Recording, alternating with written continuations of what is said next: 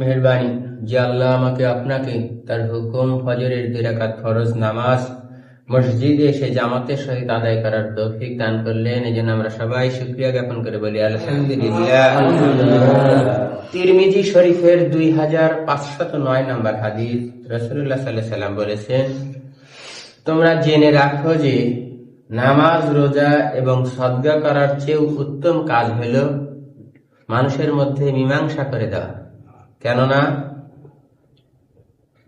কারো সম্পর্ক নষ্ট হওয়া বা নষ্ট করা গর্দান কাটার চেয়েও বড় অপরাধ। রাসূলের এই হাদিস অনুযায়ী আমি আপনি যদি কারো দ্বন্দ্ব ঝামেলা মীমাংসা করে দেই, সেটা হবে নামাজ, রোজা, সদকা করার চেয়ে উত্তম কাজ। আর ইচ্ছাকৃত ভাবে কারো মধ্যে যদি শত্রুতা করার জন্য, কাউকে ঝামেলায় ফেলানোর জন্য কারোর মধ্যে যদি কাজে মীমাংসার পরিবর্তে ঝামেলা সৃষ্টি করে দেই, সম্পর্ক নষ্ট করে দেই, সেটা হবে কারো গর্দান কাটার মতো অপরাধ। তাহলে আমার আপনার উচিত হবে মানুষের মধ্যে সুসম্পর্ক থাকে, মানুষের মধ্যে ভালো সম্পর্ক থাকে, সেই চেষ্টা করা।